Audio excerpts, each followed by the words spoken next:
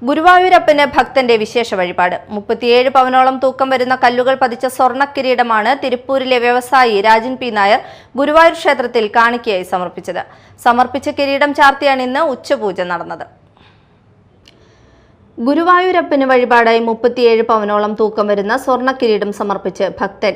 തിരുപ്പൂരിലെ വ്യവസായി രാജൻ പി നായരാണ് 299.9 ഗ്രാം തൂക്കമുള്ള കല്ലുകൾ പതിച്ച സ്വർണ്ണ കിരീടം ഗുരുവായൂർ ക്ഷേത്രത്തിൽ കാണിക്കയായി സമർപ്പിച്ചത്.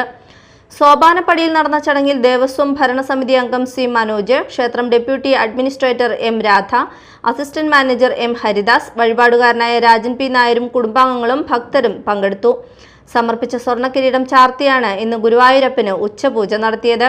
തുടർന്ന് വഴിപാടുകാരനും കുടുംബത്തിനും കളഭം, തിരുമുടിമാല, പഴം, പഞ്ചസാര എന്നിവയടങ്ങിയ ഗുരുവായൂരപ്പന്റെ പ്രസാദം ദേവസ്വം അധികൃതർ കൈമാറി. കഴിഞ്ഞ ദിവസം ഗുരുവായൂരപ്പന് മറ്റൊരു സ്വർണ്ണ കിരീടം വഴിപാടായി ലഭിച്ചിരുന്നു. ഭക്തർ സമർപ്പിക്കുന്ന ഇത്തരം വിലമതിക്കാനാവാത്ത വഴിപാടുകൾ ഗുരുവായൂർ ക്ഷേത്രത്തിലെ ഭക്തിസാന്ദ്രമായ വിശ്വാസ പരമ്പരയുടെ ഭാഗമായാണ് തുടരുന്നത്. Media time, Guruvayur.